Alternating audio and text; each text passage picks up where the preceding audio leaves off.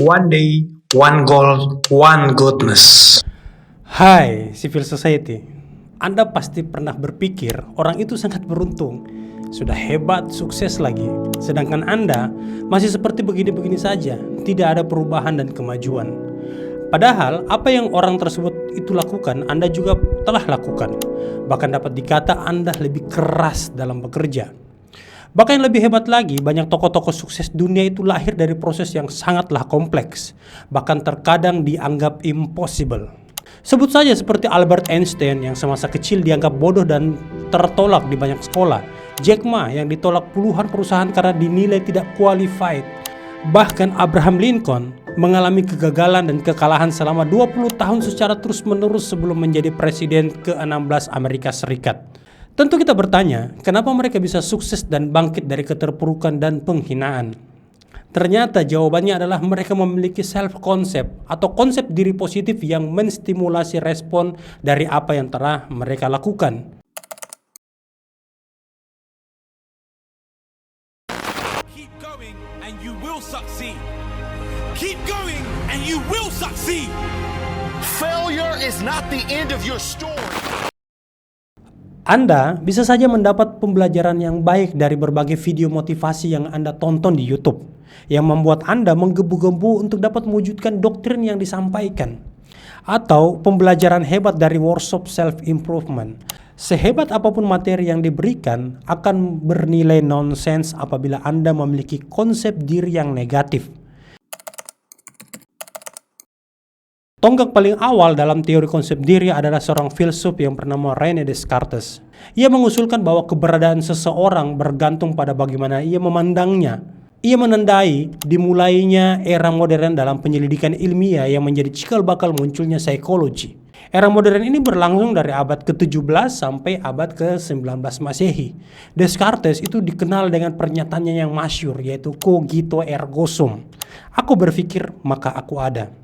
Psikologi pada masa Descartes memang belum mapan sebagai ilmu yang mandiri, namun pondasinya telah dimulai diperkuat sejak masa itu dan terutama ditandai oleh pemikiran-pemikiran yang dikemukakan oleh René Descartes sendiri. Psikologi muncul pada periode modern akhir yang ditandai dengan pendirian laboratorium eksperimen psikologi oleh Wilhelm Wundt pada tahun 1879 di Universitas Leipzig, Jerman. Konsep diri adalah istilah umum yang digunakan untuk merujuk pada bagaimana seseorang berpikir tentang, mengevaluasi, atau memandang diri mereka sendiri. Menyadari diri sendiri berarti memiliki konsep tentang diri sendiri. Baumeister memberikan definisi konsep diri, yaitu keyakinan individu tentang dirinya sendiri, termasuk atribut orang tersebut dan siapa dan apa diri itu. Seorang ahli di bidang psikologi bernama Ellsworth Atwater membagi konsep diri menjadi 3 bentuk. Antara lain yang pertama adalah body image, yaitu kesadaran seseorang melihat tubuh dan dirinya sendiri. Yang kedua adalah ideal self, yaitu harapan dan cita-cita seseorang tentang dirinya sendiri. Dan yang ketiga adalah social self, yaitu bagaimana ia berpikir orang lain melihat dirinya. Pada konten ini, saya ingin menceritakan 2 sosok hebat yang memiliki konsep diri positif yang dapat menginspirasi kita. Tapi sebelum saya menceritakan 2 sosok hebat ini, saya ingin Anda masuk di dalam cerita ini dan memposisikan diri Anda layaknya tokoh yang saya ceritakan. Dan nantinya kita akan lihat seperti apa tindakan yang Anda ambil jika diperhadapkan dengan kondisi atau tantangan atau masalah yang seperti yang ada dalam cerita.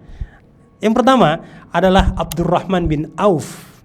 Dalam berbagai literatur keislaman, banyak kisah inspiratif yang dapat menjadi representatif konsep diri positif, termasuk kisah Abdurrahman bin Auf dengan Sa'ad bin Ar-Rabi pada fase hijrah. Tak kala itu, Rasulullah dan para sahabat diizinkan Allah hijrah dari Mekah ke Madinah. Abdurrahman menjadi pelopor kaum muslimin. Di kota yang dulu bernama Yasrib ini, Rasulullah mempersaudarakan antara orang-orang muhajirin dan orang-orang ansar. Abdurrahman bin Auf dipersaudarakan dengan Sa'ad bin Rabi al-Ansari.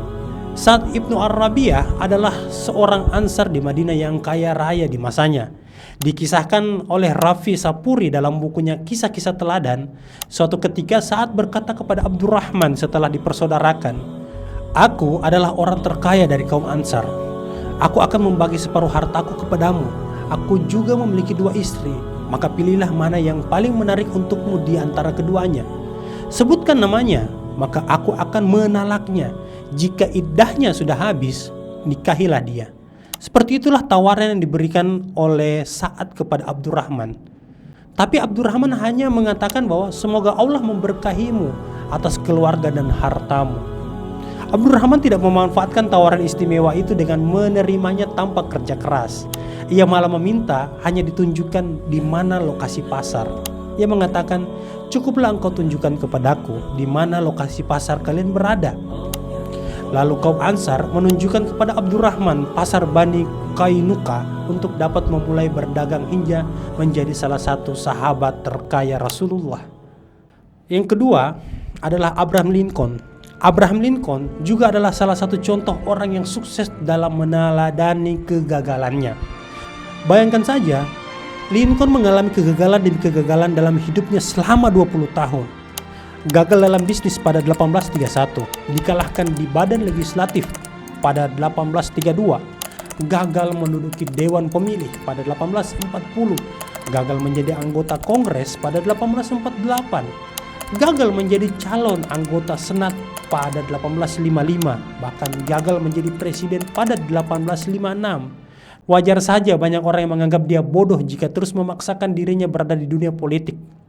Tapi kegagalan Abraham Lincoln dalam dunia politik tidak lantas membuatnya menyerah. Dia terus maju walaupun pada tahun 1836 pernah terpuruk karena kegagalan-kegagalannya.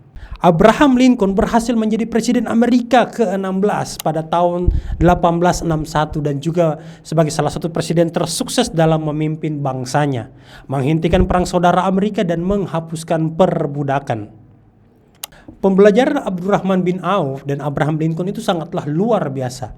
Tentu jika kita semua diperhadapkan dengan masalah yang mereka hadapi, akan banyak jawaban tindakan yang berbeda. Entah dari kisah Abdurrahman bin Auf kita cukup menerima tawaran Sa'ad bin Rabi dan bermalas-malasan dan menjadi orang yang kaya raya. Atau kisah dari Lincoln, konsep diri positif membentuk karakternya yang menjadi pantang menyerah, terus berani untuk menempuh jalan yang berbeda dari kebanyakan orang dan tetap percaya pada potensi dan impian yang ia genggam. Setiap jawaban yang hadir dari kisah tersebut itu bergantung seperti apa konsep diri menstimulasi pikiran dan tindakan Anda. Konsep diri adalah cermin. Dengan memaksimalkan konsep diri berarti Anda secara refleks dapat menentukan perilaku Anda secara sadar dan memberi penilaian positif atas optimisme, kepercayaan diri, berpikir kritis dan bersikap serta berperilaku positif.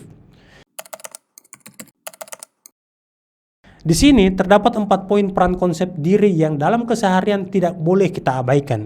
Yang pertama adalah untuk memaksimalkan potensi diri.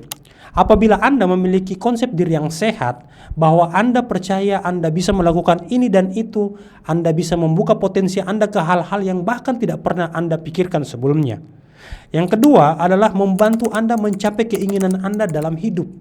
Setiap pribadi pasti memiliki kebutuhan dan keinginan yang ingin dicapai dalam hidupnya. Memiliki konsep diri yang positif akan dapat memudahkan Anda mencapai semua itu. Ketiga adalah menghindari self-sabotaging behavior, sikap pemikiran maupun tindakan yang menahan Anda mendapatkan apa yang Anda mau atau Anda inginkan, misalnya tentang cita-cita Anda. Keempat, akan membuat Anda menjadi pribadi yang lebih positif dan percaya bahwa Anda akan mendapatkan apa yang Anda inginkan. Dan yang kelima adalah menentukan seberapa jauh Anda bisa keluar dari zona nyaman Anda dalam menyelesaikan suatu masalah. Keluar dari zona nyaman Anda tentunya sangat berguna untuk dapat membangkitkan potensi diri Anda yang terpendam selama ini. Tidak masalah seberapa lambat kamu berjalan, yang penting kamu tidak berhenti. Confucius. Kita harus terus berjalan ke arah yang lebih baik. Membangun konsep diri adalah hal yang wajib kita lakukan. Pertama, menerima diri kita dan menerima kalau tidak ada yang sempurna di dunia ini. Kemudian kedua, yaitu berbicara hal-hal yang positif terhadap diri sendiri. Self-talk. Bisa dimulai dengan mengganti kata-kata negatif dalam pikiran dengan kata-kata yang positif. Yang ketiga adalah menjauhkan diri dari orang-orang yang berkemungkinan memandang diri Anda sebelah mata. Hal ini sangatlah penting karena menarik diri dari orang-orang tersebut yang bisa membuat konsep diri kita menjadi rendah. Itu sangatlah baik untuk kesehatan mental Anda. Dan yang terakhir adalah melakukan self-care. Melakukan perawatan diri secara jasmani dan rohani sangatlah penting untuk membangun konsep diri yang positif di dalam diri Anda. Pentingnya pembelajaran diri jauh melampaui perspektif material, tapi menembus ruang-ruang keabadian. Siapa yang mengenal dirinya, maka ia mengenal Tuhannya. Jalaluddin Rumi. Jika video ini bermanfaat, jangan lupa share, subscribe, dan nyalakan lonceng notifikasinya untuk mendapatkan video-video terbaru dari kami.